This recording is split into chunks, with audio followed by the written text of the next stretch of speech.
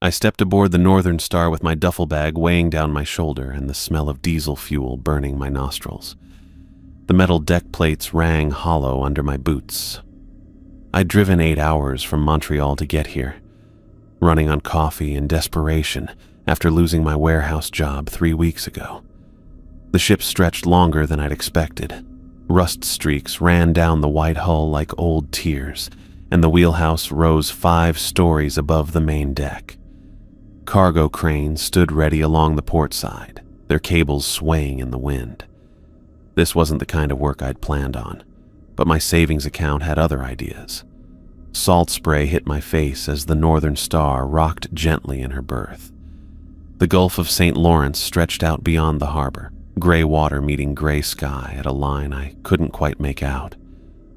I'd never worked on water before. The closest I'd come was the ferry to Toronto last summer.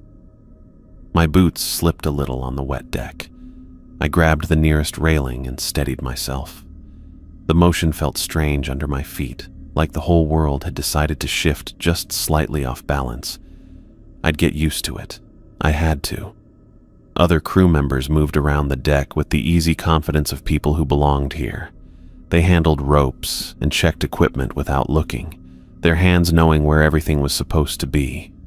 I felt like I was wearing a sign that said "New Guy" in bright red letters. The wind picked up, and I pulled my jacket tighter.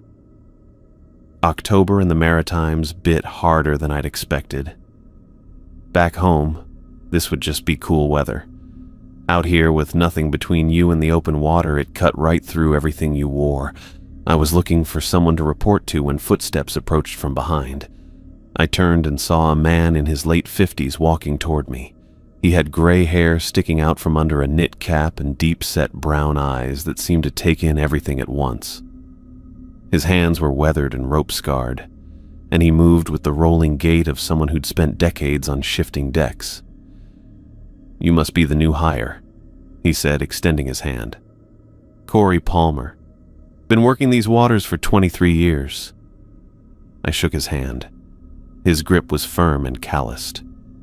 "John Knight. Thanks for having me aboard. Captain Jensen speaks well of you, says you're a hard worker." Corey glanced around the deck, checking to see who might be listening. The other crew members were busy with their tasks, but something in his manner made me pay attention. "You ever work on water before?" "No, sir. Warehouses mostly. Some construction. Different world out here." He looked toward the wheelhouse, then back at me. "Especially in these waters." The way he said it made my skin prickle. There was weight behind those words, like he was trying to tell me something without actually saying it. I'd heard that tone before from the old-timers at the warehouse when they talked about which supervisors to avoid or which equipment had a habit of breaking down at the worst possible moment. Corey reached into his jacket and pulled out a folded piece of paper. The creases looked deep, like it had been folded and unfolded many times. He glanced around again, then pressed it into my palm. "This'll keep you alive," he said quietly. "I know how that sounds. I know you probably think it's just some old salt trying to spook the rookie. It's not." I looked down at the paper in my hand. It felt ordinary enough, just regular notebook paper worn soft at the edges. "What is it?" "Rules. 6 of them. Follow them exactly. No exceptions, no shortcuts." His voice dropped even lower. "I've seen what happens when people don't." The seriousness in his voice made me want to unfold the paper right then, but something about the way he kept watching the other crew members made me wait. This felt like the kind of conversation you didn't want to have in front of everyone else. "Corey, I appreciate the advice, but just read it," he said, cutting me off. "Read it tonight when you're alone. Memorize it, and for God's sake, don't treat it like a joke." I nodded and slipped the paper into my pocket. "Okay." He studied my face for a moment, like he was trying to decide if I meant it. Whatever he saw there must have satisfied him because he nodded once and stepped back. "Good. Captain'll want to see you before we shove off. Wheelhouse, top deck." He started to turn away, then stopped. "John?" "Yeah?" "Welcome aboard the Northern Star. I hope you make it through your first season." The way he said it made my stomach tighten, not, "I'm sure you'll do fine," or "you'll get the hang of it." "I hope you make it through."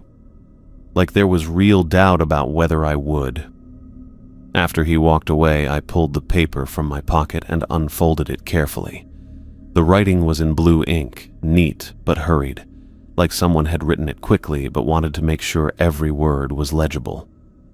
6 rules, numbered 1 through 6. 1. Check weather reports every 4 hours. If conditions change, tell the captain immediately. 2. During storms, stay below deck. No exceptions. Don't go topside for any reason until the all clear. 3. Never take a small boat out alone after dark. Always travel in pairs, and always tell someone your route. 4.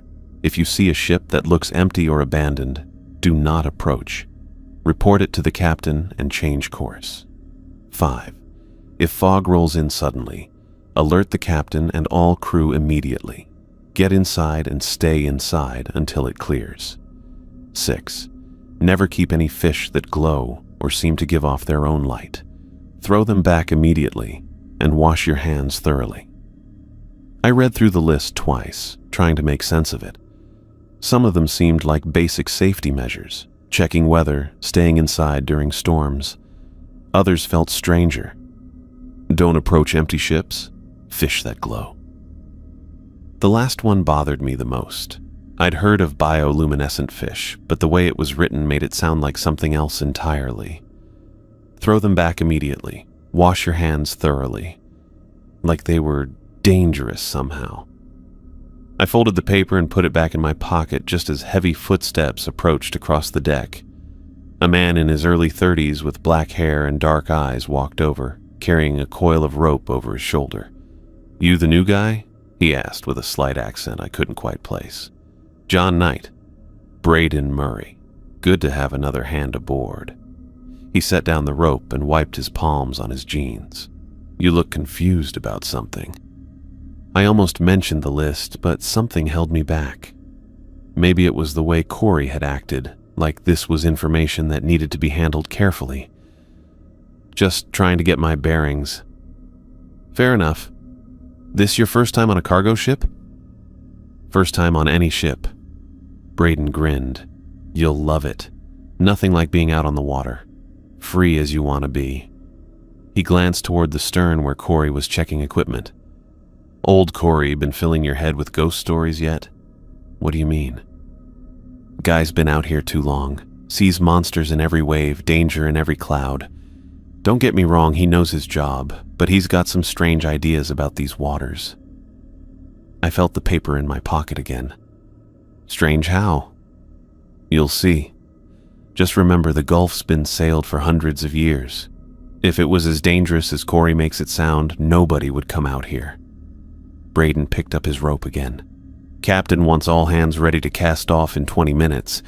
You should check in with him first." I thanked him and headed toward the wheelhouse, but his words stuck with me. Ghost stories, strange ideas. It made me wonder what Corey had seen out here that convinced him those rules were necessary. The wheelhouse stairs rang under my boots as I climbed. Through the windows, I could see a man in his 50s studying charts spread across a wide table. He had graying hair, a thick beard, and the kind of presence that filled a room even when he wasn't speaking. I knocked on the door frame. "Captain Jensen, I'm John Knight." He looked up and studied me with steel blue eyes. "Right on time. Come in." I stepped inside and he gestured to a chair across from his chart table. The wheelhouse felt solid and professional, with navigation equipment humming quietly along the walls and radio chatter crackling from multiple speakers. "Corey says you're ready to work," Jensen said. "Yes, sir. I appreciate the opportunity." "Good. We'll be hauling cargo up to Sept-Îles, then fishing the northern banks before heading back. 2 weeks if the weather holds." He rolled up one of his charts and fixed me with a direct stare. "I run a safe ship, Knight. That means following orders without question and reporting anything unusual immediately. Understood?" Understood. Excellent. He stood and moved to the forward windows, looking out over the deck where the crew was preparing to depart. The Gulf can be unpredictable. Weather changes fast, currents shift without warning. Pay attention to the experienced hands, and you'll do fine. A voice crackled over the radio, reporting weather conditions for the northern Gulf. Jensen listened intently, then made notes on a pad beside his charts. When the report finished, he turned back to me. All hands on deck in 10 minutes. We're casting off. I stood and headed for the door, then paused. Captain, is there anything specific I should know about working these waters? His expression shifted slightly, becoming more guarded. Like what? I don't know. Local conditions, things to watch for. Jensen was quiet for a long moment, studying my face. Listen to Corey Palmer, he said finally. He's been out here longer than anyone. If he tells you something, you'd do well to pay attention. Yes, sir. Outside, the crew was already gathering near the bow. I joined them as Jensen's voice came over the ship's intercom, calling all hands to prepare for departure. The dock workers cast off our lines, and the Northern Star's engines rumbled to life beneath our feet. I stood with Braden Murray and a thin man with glasses who introduced himself as Terry King, the navigator. As the ship pulled away from the pier, I watched the harbor shrink behind us and felt the deck motion change from the gentle rocking of a moored vessel to the longer, deeper movement of a ship underway.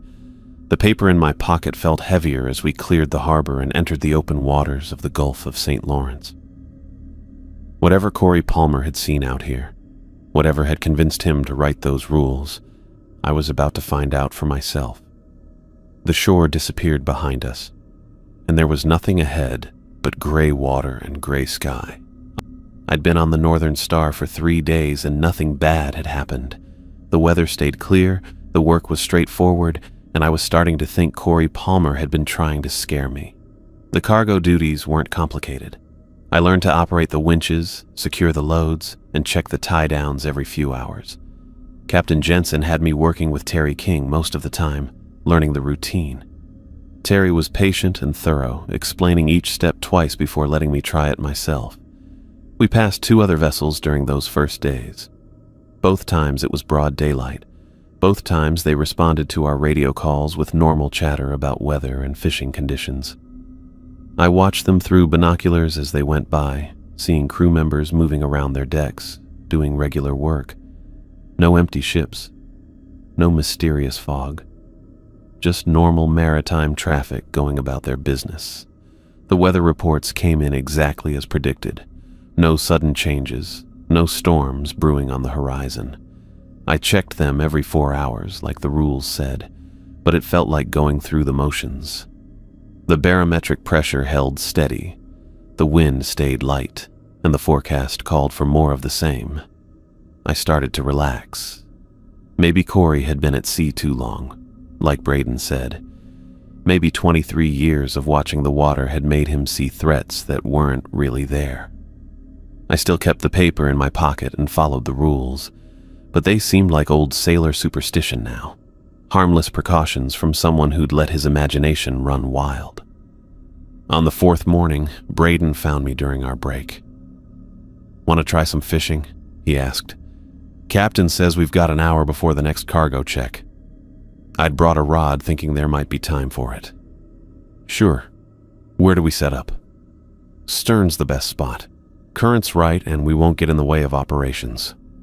We walked to the back of the ship where Braden had already rigged 2 lines. He handed me one and showed me how to bait the hooks with the squid he'd brought from the galley. "What are we fishing for?" I asked. "Whatever's hungry. Cod, maybe some haddock. Sometimes you get lucky and pull up something bigger."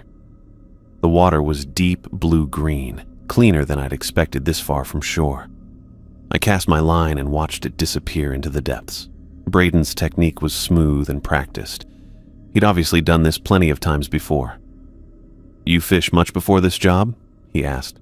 "Some. Lakes mostly, up near Montreal. Never tried ocean fishing?"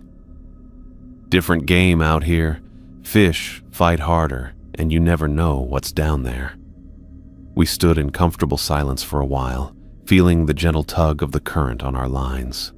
The sun was warm on my back, and the steady rumble of the ship's engines was almost soothing. This was the kind of work I could get used to. Braden's rod bent suddenly. "Got something?" he said, setting the hook with a sharp upward jerk. Whatever he'd caught was strong.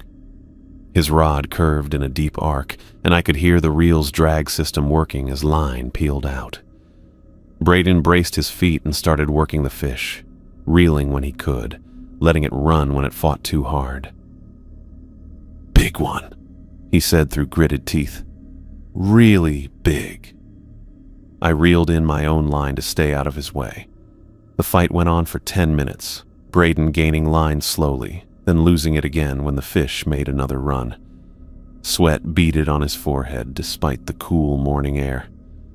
"Come on," he muttered. "Come on up here." Finally, the fish tired.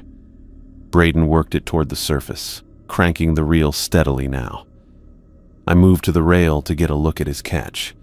The fish broke the surface about 20 feet from the ship, and I stopped breathing. It was big, maybe 3 feet long, but that wasn't what made me stare. The fish was glowing, not reflecting sunlight or showing the normal silver flash of scales. Actually glowing, with a blue-green light that pulsed along its sides like electricity running through its body.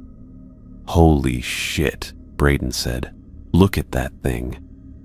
The fish writhed on the line, and every movement sent waves of eerie light rippling across its scales. Even in the bright morning sunlight, the glow was unmistakable. It looked like the fish had swallowed a neon sign. Rule 6 hit me like a punch to the gut. Never keep fish that glow or give off light. Throw them back immediately and wash hands thoroughly. "Braden," I said, "you need to cut that line." "What? Are you crazy? Look at this thing. I've never seen anything like it." "Cut the line. Let it go." He looked at me like I'd lost my mind. "This is the catch of a lifetime. I'm not throwing it back." "It's glowing, Braden. That's not normal." "So what? Maybe it's some kind of deep water species. Something rare." I remembered Corey's face when he handed me those rules, the seriousness in his voice, the way he'd said he'd seen what happens when people don't follow them. "Please," I said, "just cut the line. Trust me." "Trust you? You've been on a boat for 3 days." Braden worked the fish closer to the ship. "I'm keeping this thing. Captain's going to want to see it." The fish was right below us now, still glowing, still writhing. The light seemed brighter up close, pulsing in a rhythm that reminded me of a heartbeat. Looking at it made my eyes water. "This is a mistake," I said. "This is the find of the year." Braden grabbed the landing net. "Help me get it up." I didn't help. I stood back and watched him scoop the glowing fish out of the water. It thrashed in the net and droplets of seawater scattered across the deck. Where the drops landed, they seemed to shimmer for a moment before soaking into the wood. Braden lifted the net and grinned. "Beautiful, isn't it?" The fish was still alive, still glowing. Its eyes were black and seemed too large for its head. When it opened its mouth, I saw rows of needle-sharp teeth and a tongue that glowed brighter than the rest of it. "Put it back," I said one more time. "Not a chance." Braden headed for the hatch that led below deck. "I'm putting this in the cooler. Captain Jensen's going to flip when he sees it." I followed him, but I didn't try to stop him. What could I do? Tackle him? Steal his fish? He was bigger than me and had been doing this job longer. If I made a scene, I'd look like the crazy one. Braden carried the fish to the storage area below deck. The glow was even more noticeable down here, away from the sunlight. It cast shifting blue-green shadows on the walls as the fish moved in the net. "Look at that," Braden said softly. "It's like it's got its own power source." He opened one of the coolers and dumped the fish inside. Even with the lid closed, I could see faint light leaking out around the edges. "You should wash your hands," I said. Why? I couldn't tell him about the rules without sounding like I believed in ghost stories. Fish slime, salt water. It'll make your skin crack. He shrugged and wiped his hands on his jeans. I'm fine. But he wasn't fine. Even as he said it, I could see him scratching at his palms where he'd touched the fish. Red marks appeared on his skin, thin lines that looked like scratches or maybe burns. Your hands, I said. He looked down and stopped scratching. Must be from the net. Rope burn. The marks didn't look like rope burn to me. They looked deliberate, like someone had drawn them on his skin with a red pen. But Braden didn't seem concerned, so I didn't push it. We went back up on deck and finished our break. Braden talked about the fish the whole time, planning how he'd show it to the captain, wondering if it might be worth something to marine biologists. I listened and nodded and tried not to think about the rules in my pocket. That night I lay in my bunk listening to the normal sounds of the ship. The engines, the ventilation system, the occasional footstep from whoever had the watch. Everything seemed normal for the first hour. Then I heard scratching. It was faint at first, like mice in the walls, but mice didn't make steady, rhythmic sounds like fingernails dragging across wood. I turned my head, trying to locate the source. It seemed to be coming from everywhere and nowhere, echoing through the ship's structure. The scratching stopped, and the humming started. It was low and constant, just at the edge of hearing. The kind of sound that made your teeth ache and your skull feel tight. I pressed my pillow over my ears, but the humming seemed to come from inside my head now. I sat up and looked around the crew quarters. 3 other bunks, all occupied. Terry was snoring softly. The other crew member I didn't know well was breathing deeply and steadily, and Braden's bunk was empty. The sheets were thrown back like he'd gotten up quickly. His clothes were still folded on the small shelf beside his bunk, but he was gone. I checked my watch. 3:17 in the morning. The humming continued, and now I could hear something else underneath it. Voices, maybe. Too faint to make out words, but definitely human sounds. Conversation. I got dressed quietly and went looking for Braden. The ship felt different at night. Darker, obviously, but also somehow larger. Shadows stretched longer, and familiar spaces looked strange in the dim emergency lighting. I checked the galley, the cargo areas, the common room. No sign of him. I climbed up to the main deck where the night watch should be. Terry was there, checking instruments and making notes on a clipboard. Hey, I said softly, not wanting to startle him. He looked up. Can't sleep. Looking for Braden. You seen him? Terry frowned and checked his watch. About 20 minutes ago, he was walking around up here, talking to someone. Who? That's the thing. I never saw who he was talking to. Just heard his voice, like he was having a conversation. But when I looked, he was alone. The humming in my head got louder. I found Braden in the galley the next morning, sitting at the metal table with his breakfast untouched. Dark circles ringed his eyes like bruises, and he stared at his coffee cup without drinking from it. His hands rested flat on the table, and I could see the red marks on his palms had spread up his wrists. You okay? I asked, grabbing a cup and pouring coffee from the pot. He didn't answer right away, just kept staring at that cup like it held secrets. When he finally looked up, his eyes had a glassy quality I didn't like. How'd you sleep? I tried again. Braden stared at me for what felt like a full minute. His mouth opened slightly, then closed, then opened again. It's talking to me, he whispered. I set my coffee down. What's talking to you? The fish, in my dreams. His voice was barely audible. It knows things. About the water. About what lives down there. The humming I'd heard last night started up again in my head, faint but persistent. Braden, it's just a fish. A dead fish. He shook his head slowly. Not dead. Never was dead. Just waiting. He leaned forward across the table. It wants me to join them. Down there. Says I could see things normal people can't understand. I glanced around the galley, hoping someone else would walk in. We were alone. You need to get some real sleep, I said. Maybe talk to the captain about... I can't sleep below deck. Braden's voice cracked. Too close to it. I can hear it better down there. Calling. Frederick walked into the galley then, pouring himself coffee and nodding at us both. When he got a good look at Braden, his expression changed. Murray, you look like hell, Frederick said, setting down his cup. When's the last time you slept?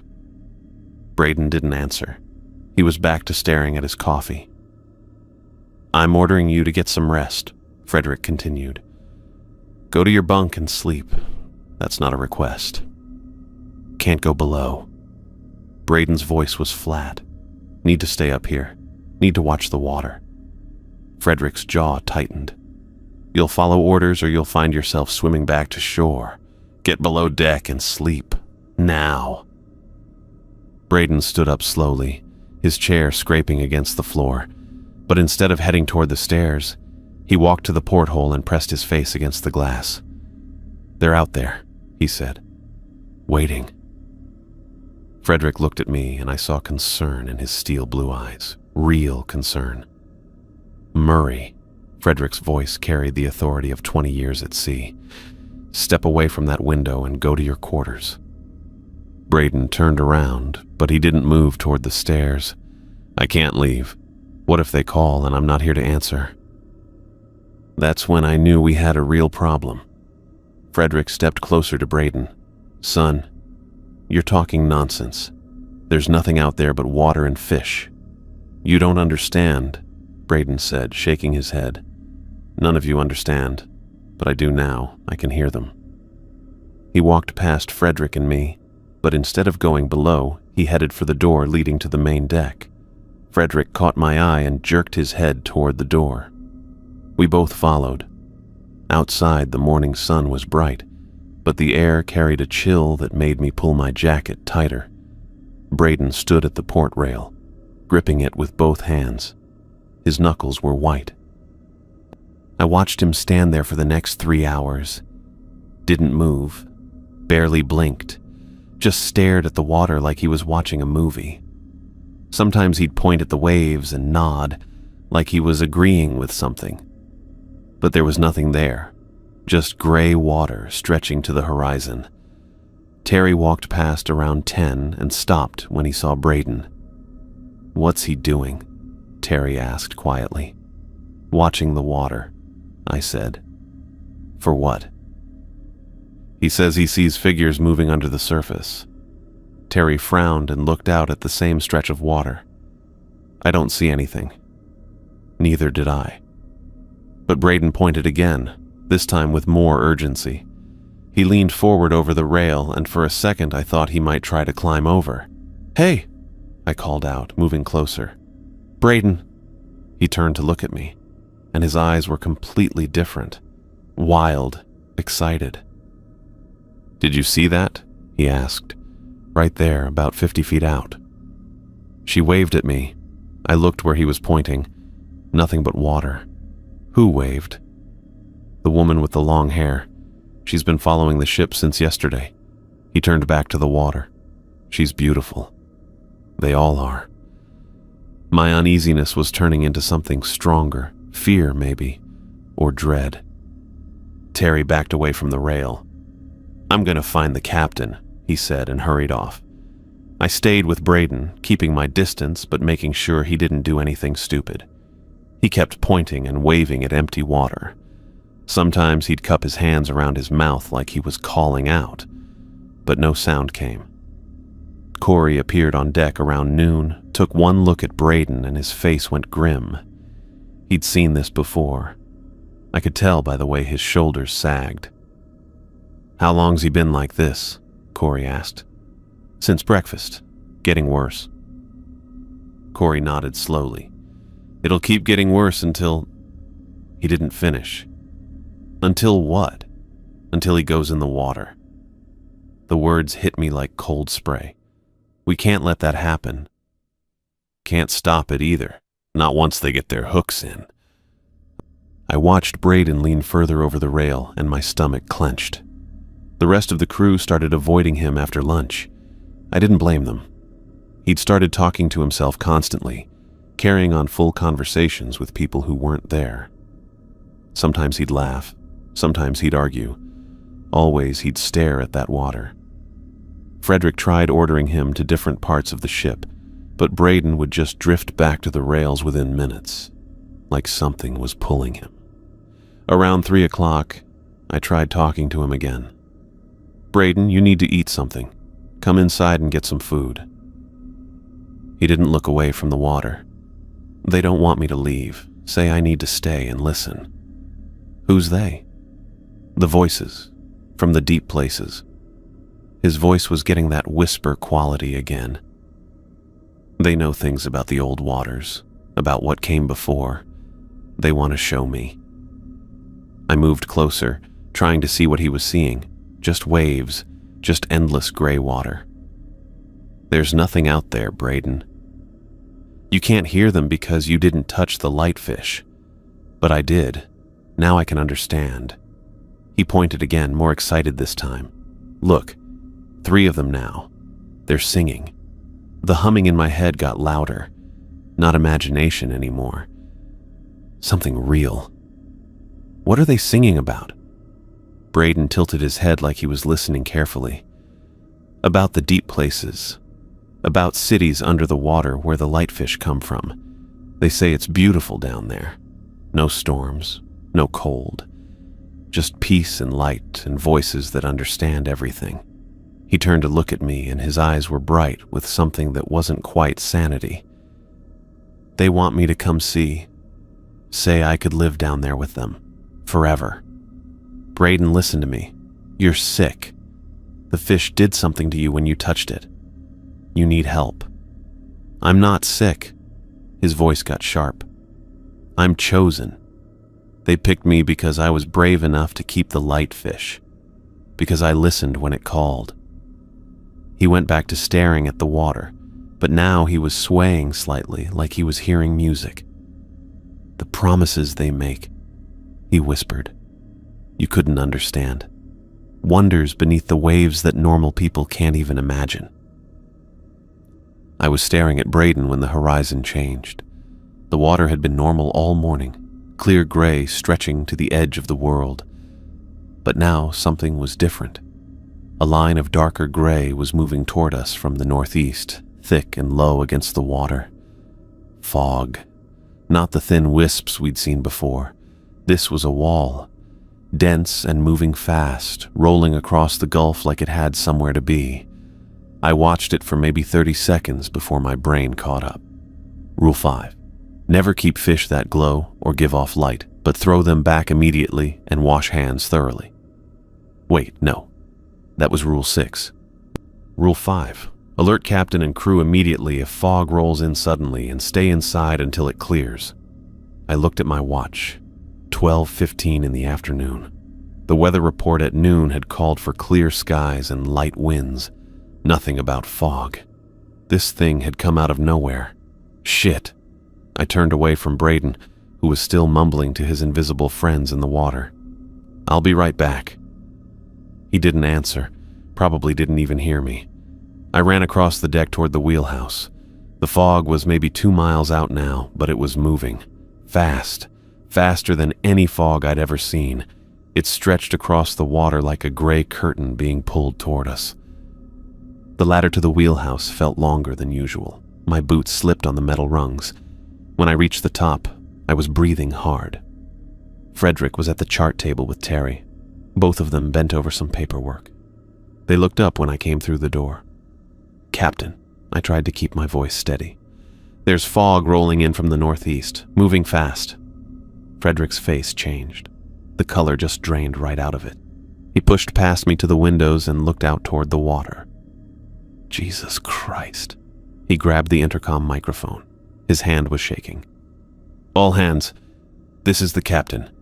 Get below deck immediately. No exceptions. Lock yourselves in until you hear the all clear. This is not a drill.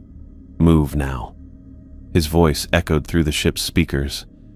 I heard footsteps running on the deck below us. "How far out?" Frederick asked me. "Maybe a mile now. It's moving really fast." He looked out the window again. The fog was closer, much closer. It looked solid, like you could reach out and touch it. "Terry, get below, now." "Captain, what about—" "Now." Frederick's voice left no room for argument. Terry headed for the ladder. Frederick turned to me. "You too. Get below and stay there." "What about Braden? He's still on deck." Frederick cursed under his breath. "Where?" "Port side near the stern. He's been there all day. Go get him, fast. Then both of you get below and lock yourselves in." I nodded and headed for the ladder. Behind me I heard Frederick on the radio trying to reach the Coast Guard. His voice was tight. The fog was maybe half a mile out when I hit the main deck. It looked different up close, thicker. There were patterns in it, swirls and currents that didn't make sense. And it was quiet. The normal sound of wind and water had gone dead. I ran toward the stern. Most of the crew had already gone below, but I could see Braden still standing at the railing. He hadn't moved. "Braden," I called out as I got closer. "We need to get below deck. Captain's orders." He didn't turn around. He was smiling. Actually smiling, wider than I'd seen him smile since this whole thing started.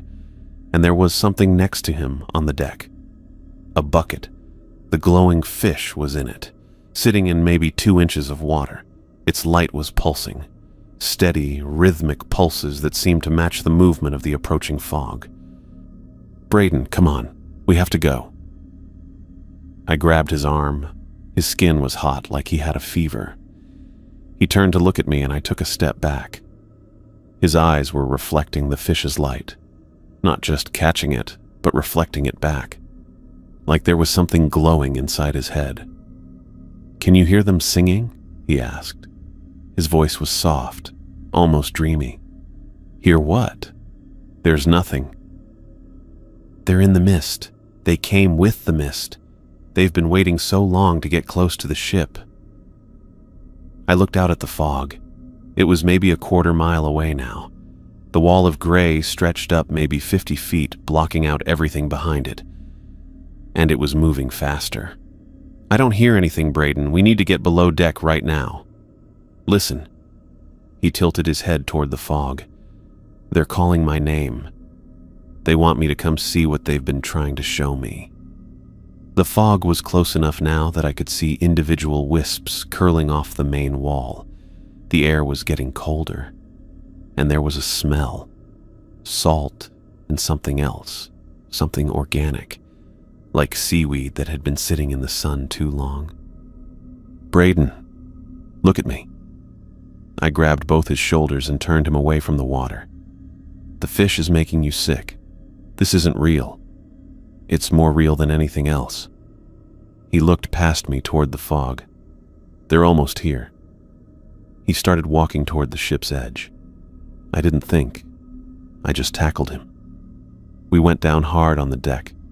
Braden was stronger than he looked, and he fought like his life depended on getting back to that railing. He twisted under me, trying to get his arms free. "Let me go," he said. His voice was getting desperate. "They're waiting for me. I can't miss this. You're not going anywhere." He managed to get one arm loose and swung at my face. I blocked it, but barely. His eyes were wild now, and that strange glow was getting brighter. "You don't understand," he said. "They're offering me everything, knowledge, power, a place beneath the waves where I'll never have to worry about anything again." The fog was maybe 100 yards away. I could hear something now, not singing like Braden said, but a low humming sound that seemed to come from everywhere at once. The same sound I'd been hearing in my head, but louder, much louder. "Braden, listen to me. Whatever you think you're hearing, it's not real. It's the only real thing left." He tried to roll away from me, They've been calling me since I touched the fish. They want to show me wonders you can't even imagine. Footsteps on the deck. I looked up and saw Corey running toward us, his face grim. "How close?" he called out. "Too close," I said. "Help me get him below." Corey grabbed Braden's legs. Together, we lifted him off the deck. He kept struggling, reaching toward the fog with both hands. "You're making a mistake," Braden said. "They chose me. They want me to come with them. If you take me away from them now, they'll be angry." The fog was maybe 50 yards out. The humming was getting louder, and I could feel it in my chest now, like a second heartbeat. We carried Braden toward the main hatch. He kept twisting his head around to look back at the fog. "They're so close," he whispered. "I can almost see them now. Beautiful faces in the mist. They're reaching for me." I looked back despite myself. The fog was right there, maybe 20 yards from the ship, and for just a second I thought I saw something moving inside it. Shapes that might have been arms or tentacles or something else entirely. "Don't look," Corey said. "Just keep moving." We got Braden down the hatch and into the corridor. He was still fighting, but weaker now, like being away from the fog was draining his strength. "Where?" I asked Corey. "Storage room. It's got a lock." We dragged Braden down the corridor. He was mumbling now, too quiet for me to make out the words, but his eyes were still glowing. The storage room was small and windowless. We got him inside and I held the door while Corey grabbed the key from a hook on the wall. "You're abandoning them," Braden said. He was looking right at me, and his voice was clearer than it had been all day. "They came all this way to find me, and you're locking me away from them. They won't forgive this." Corey turned the key in the lock. The humming sound was everywhere now, vibrating through the ship's hull. "They'll remember," Braden called through the door. "And they'll be back." I stayed in my quarters for 3 hours while whatever was out there moved across the deck above me. The ship's hull creaked and groaned under sounds I'd never heard before. Footsteps walked back and forth overhead. Not the familiar boots of Frederick or Terry or Corey. These were different, heavier. They dragged slightly, like someone walking through thick mud. The steps went from bow to stern, then back again, over and over in a steady rhythm that made my skin crawl. Then the voices started. They called out names I'd never heard before. "Margaret," one voice said, clear as day through the metal above me. "Come see what we've brought you." Another voice answered in what sounded like French, but the words were wrong somehow. Old. Like someone speaking a language that had been dead for centuries. I pressed my back against the wall of my bunk and tried to make sense of what I was hearing. The voices weren't coming from the crew. I knew their voices. These were different people entirely. But that was impossible. We were miles from shore, and no one had boarded the ship. Something heavy scraped across the deck from port to starboard. The sound was wet and thick, like a massive rope being dragged through puddles. But ropes don't move by themselves, and this thing was huge. It had to be 20 feet long at least, judging by how long the scraping sound lasted as it moved. The scraping happened again, and again, back and forth across the deck, leaving what sounded like wet trails behind it. I thought about tentacles, massive ones, thick as tree trunks, pulling themselves along the deck with deliberate purpose. I grabbed my pillow and pressed it over my ears, but the sounds cut right through. The voices got louder, calling more names. "Samuel," they said. "We've missed you, Samuel. The deep places aren't the same without you." Then Braden started screaming. His voice came through the walls from the storage room down the corridor. "They're calling me," he yelled. "They want me to come home. Let me out. Let me go to them." The storage room door rattled as he threw himself against it. Metal banged against metal as he pounded on the walls. "Please," he screamed. "They're singing my name. They've come so far to find me." I pulled the pillow tighter against my head. but nothing blocked out his voice. He screamed about the beautiful voices calling him home, about the underwater cities where he belonged now, about the light that would show him wonders beyond imagination. The scraping sounds overhead got faster, more urgent. Like whatever was up there could hear Braden too and was trying to get to him.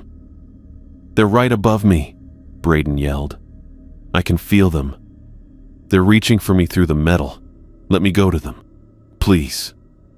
Something crashed on deck, heavy and wet like a body hitting the planks. Then another crash, and another. I counted 5 distinct impacts, each one shaking the ship slightly. The voices changed then. They got softer, more pleading. "Come with us," they said in unison. "The water is warm here. The light is beautiful. You'll never be cold again." Braden's screaming turned to sobbing. "I want to go," he cried. "Why won't you let me go? They're offering me everything."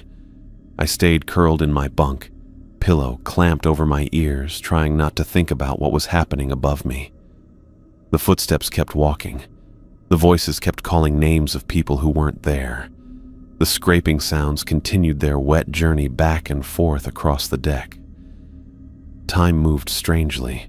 The sounds would stop for a few minutes, and I'd think it was over. Then they'd start again, louder than before. The voices would call new names.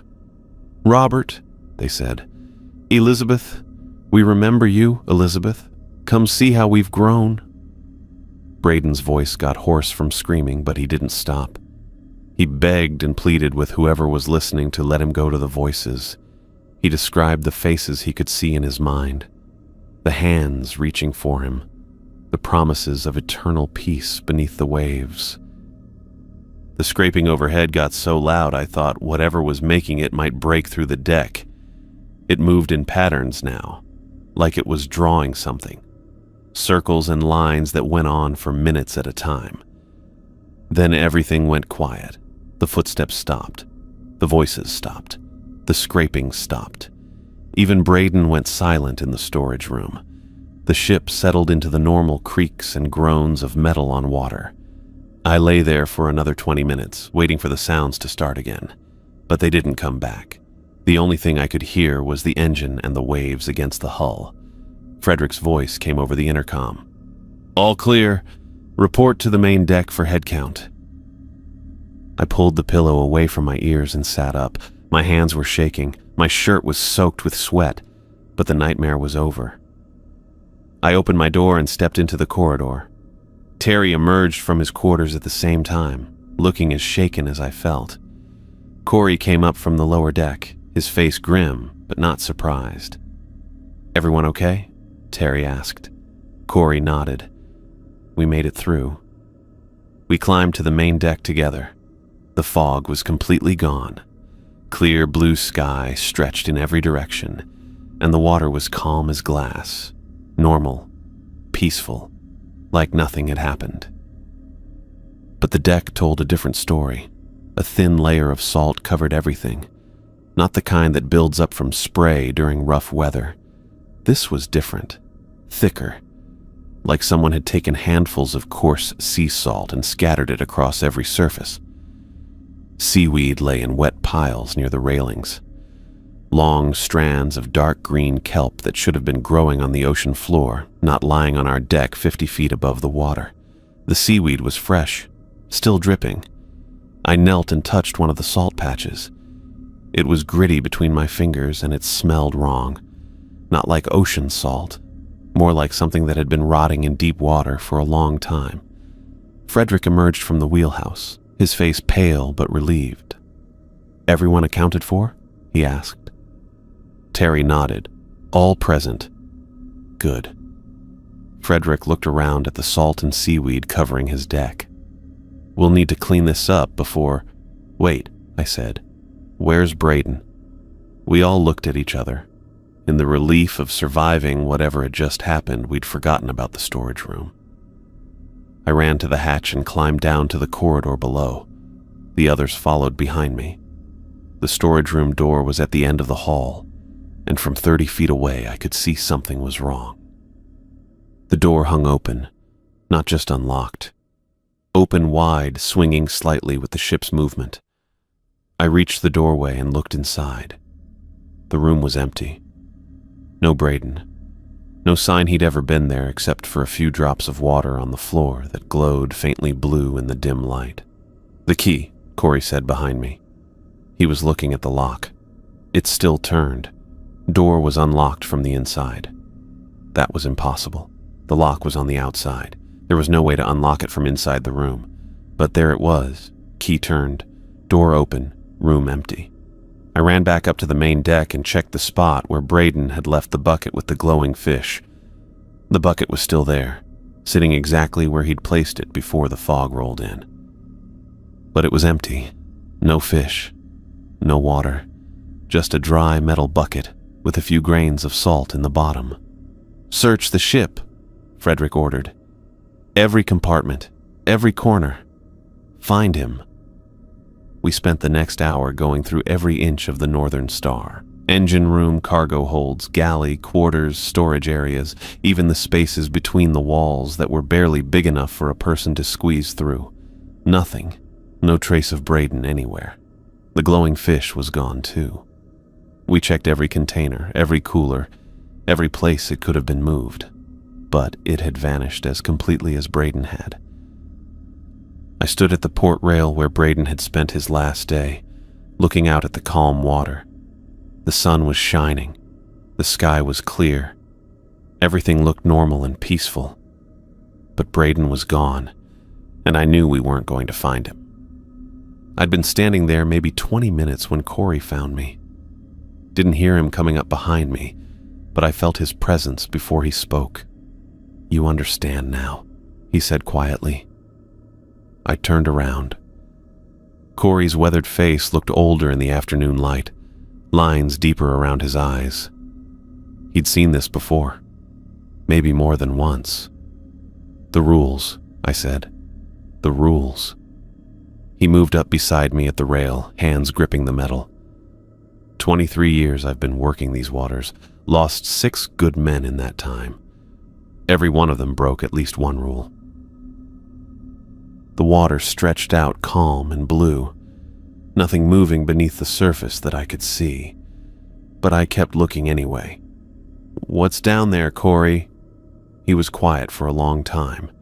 When he finally spoke, his voice carried the weight of everything he'd witnessed. "Don't know exactly, don't want to know. But the Gulf takes what it wants, John. Always has. Thing is, it follows certain patterns. Has its own, preferences, you might say." I thought about Braden's glowing eyes, the voices he'd heard, the way he'd fought us to get back to the water. "The fish," I said. "Bait." Corey's grip tightened on the rail. "They use what works. For some folks, it's voices calling from empty ships. For others, it's fog that rolls in when the weather says it shouldn't. For Braden, it was that damn fish." A chill ran down my back despite the warm sun. "How do you know all this?" "Experience, hard lessons, and those rules I gave you." He pulled out another folded piece of paper from his jacket pocket, different than the one he'd given me. This one looked older, more worn. "These came from the man who trained me. He got them from the man who trained him. Goes back maybe 60 years. How many people have died learning these rules?" Corey's face went grim. "Too many. But they're all that's standing between us and whatever lives beneath this water." The ship rocked gently beneath our feet. Normal ocean motion. Nothing like the strange stillness that had come with the fog. "Will it come back?" I asked. "Maybe. Probably not this trip, but someday." He folded the old paper and tucked it away. "That's why you follow the rules, John. Every single one. No exceptions. No thinking you know better." I nodded. The paper in my pocket felt heavier now. Not just superstition anymore. Not old sailor stories to scare the new guy. "Frederick's calling for full inventory," Corey said. "We need to report everything that happened. Coast Guard will want details." We walked back across the deck together. I glanced over my shoulder once at the spot where Braden had stood for his last day. The rail looked normal, just metal and paint. But I knew I'd never look at it the same way again. The next 2 weeks changed everything for me. I followed every rule exactly. Checked weather reports every 4 hours, even when I wasn't on duty. Carried salt in both jacket pockets after Corey told me it helped. Never went on deck alone after sunset, not even to empty garbage or check equipment. The weather reports became an obsession. I'd wake up at night and check my watch, counting hours since the last update. If it was close to 4 hours, I'd get dressed and find Terry or Frederick to ask about conditions. They never complained, just gave me the numbers and current readings. Barometric pressure steady at 30.2, Terry would say. Wind from the southwest at 8 knots. No changes expected. I'd write it down in a notebook I'd started keeping. Dates, times, exact readings. If something changed, I wanted to know immediately. The salt thing felt strange at first. Coarse granules in my pockets, getting under my fingernails when I reached for tools. But Corey had been serious about it. Old protection, he'd said. Don't know why it works, just know it does. I started carrying extra in a small pouch on my belt, just in case. Night watch became different too. Before Braden, I'd sometimes step outside during evening duties, quick trips to secure equipment or check the deck. Now I stayed below after sunset, unless Frederick specifically ordered otherwise. And when I did have to go up, I made sure Terry or Corey came with me. Never alone, I'd remind myself. Always in pairs. The water looked different now. During daylight hours, when it was safe to be on deck, I found myself studying the surface constantly, looking for unusual colors, checking for that blue-green glow that had pulsed from Braden's fish. Sometimes I'd see things, probably just waves catching sunlight wrong, or schools of normal fish moving beneath the surface. But I'd watch until whatever it was disappeared or proved itself harmless. On the 8th day after Braden's disappearance, we encountered the empty vessel. I spotted it first, around 2 in the afternoon. Small fishing boat drifting maybe half a mile off our starboard side. No movement on deck. No response to our horn. My stomach dropped. Rule 4. Never approach ships that appear empty or abandoned. I ran to the wheelhouse without hesitation. "Frederick," I called as I climbed the stairs. "Empty vessel, starboard side." He was at the charts table with Terry. Both of them looked up when I spoke, and I saw recognition in Frederick's eyes immediately. "How far?" he asked, already moving to the radio. "Half mile. Small fishing boat. No crew visible." Frederick grabbed the radio handset. "Coast Guard Station Setil. This is Northern Star. We have an abandoned vessel at..." He rattled off our coordinates. "Single fishing boat, approximately 30 feet. No crew visible. Changing course to avoid. Please advise." The response came back crackling through static. "Northern Star, Coast Guard Septiles. Maintain distance from vessel. We'll dispatch cutter to investigate. Continue on your course." "Roger, Coast Guard. Northern Star out." Frederick turned to Terry. "Change heading. Take us 2 miles west of that boat." "Aye, Captain." No questions. No discussion about whether we should investigate or offer assistance. Frederick knew the rules as well as Corey did. I watched from the wheelhouse windows as we changed course. The empty boat grew smaller in the distance, still drifting with no sign of life. Part of me wondered what had happened to its crew. The rest of me was grateful we'd never find out. "Good catch, John," Frederick said quietly. I nodded. But I kept watching that boat until it disappeared completely. The crew treated me differently after that day. Before, I'd been the new guy, someone to train and watch over.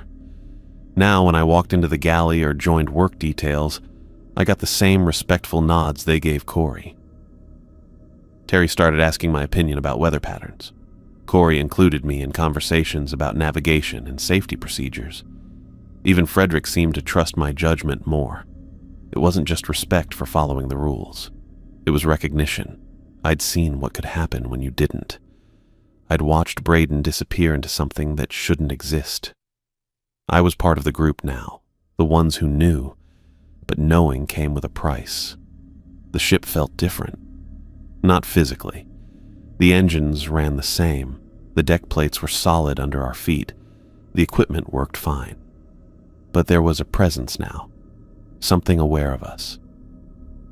I'd feel it most during the evening hours, when the sun started getting low, but we still had work to finish on deck. A sensation of being watched, not by the crew or by other ships in the distance, by something beneath the water. Sometimes I'd catch the others glancing over the rails with the same uneasy expression I probably wore. Corey would pause in his work and stare at the water for long moments. Terry would grip the wheel tighter when he was steering. Frederick spent more time in the wheelhouse, monitoring radio chatter and weather reports. None of us talked about it directly, but we all felt it. The dream started on the 10th night. I'd fall asleep fine, tired from the day's work. But sometime around 3 or 4 in the morning, I'd find myself standing in dark water up to my chest. The water was warm and perfectly clear. I could see all the way to the bottom, maybe 40 feet down. Shapes moved in the depths.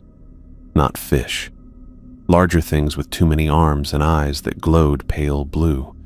They'd swim in slow circles, always staying just at the edge of clear vision. And there were voices. Not words I could understand, but I knew they were calling to me. Promising things. Showing me glimpses of underwater cities with towers made of coral and bone.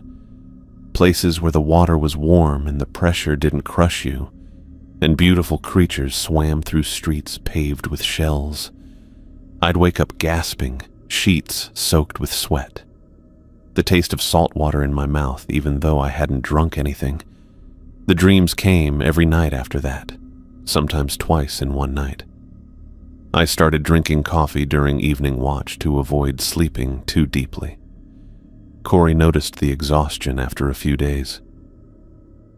"Dreams?" he asked during a quiet moment while we secured cargo. I nodded. "They'll fade once we reach port," he said. "Always do." "You get them too?" "Used to. First few years after I learned the rules. Now they mostly leave me alone." He tied off a rope with practiced efficiency. "It's like they're testing you, seeing if you'll listen." "What happens if you do listen?" Corey's hand stopped moving. "You end up like Braden." I checked the weather report 6 times on our last day at sea. Barometric pressure steady, wind light and variable, clear skies predicted for the next 12 hours. But I kept checking anyway, every hour. Then, every 30 minutes as we approached port. The dreams had gotten stronger the night before, more vivid. The underwater voices had shown me Braden swimming among them, his eyes glowing that same blue-green light. He looked peaceful, happy, like he'd found exactly what he'd been searching for. I'd woken up with my hand reaching toward the porthole, fingers pressed against the glass. For just a moment, I'd wanted to open it, to let the water in. That's when I knew Corey was right. The Gulf was testing me, seeing if I'd break the way Braden had. I spent the morning on deck, watching the shoreline grow larger ahead of us. Real land, real buildings, real people who'd never heard voices from beneath the water. The harbor looked exactly the same as when we'd left 3 weeks ago. Same docks, same other ships tied up waiting for cargo or repairs. Same seagulls circling overhead. But I felt different, changed, like I was carrying something invisible that weighed more than any cargo we'd hauled. When we finally tied up at the dock and Frederick cut the engines, the silence felt strange. No more engine vibration. No more constant motion beneath our feet. Just solid, unmoving ground. I gathered my gear and headed for the gangplank with the rest of the crew. Corey was waiting at the bottom, duffel bag over his shoulder. "You did good, John," he said. "Braden's disappearance wasn't your fault. You followed the rules. That's all any of us can do." I nodded, but the weight in my chest didn't lift. "Will you be back next season?" he asked. I looked at the northern star tied up behind us, then at the water beyond the harbor, stretching out toward the horizon where we'd lost Braden to whatever lived in the deep places. The dreams would fade, Corey had said, but the knowledge wouldn't. I'd always know what was down there now. Always remember the sound of Braden screaming to be released. Always carry those 6 rules in my pocket, and the understanding that they were the only thing standing between me and the creatures that had shown him underwater cities filled with beautiful light. The gulf had let me go this time, but I could still feel it watching. I stood on deck with my duffel bag, watching the harbor grow larger as we approached. The pay envelope sat heavy in my jacket pocket. Frederick had handed it to me an hour ago without much ceremony, just a nod and the standard thanks for good work. The gray October morning matched my mood. Cold wind cut across the water, carrying the smell of fuel and fish from the docks ahead. Other crew members moved around me, securing lines and preparing for arrival. Their voices sounded normal, casual, like we'd just finished any other fishing run. But I knew better now.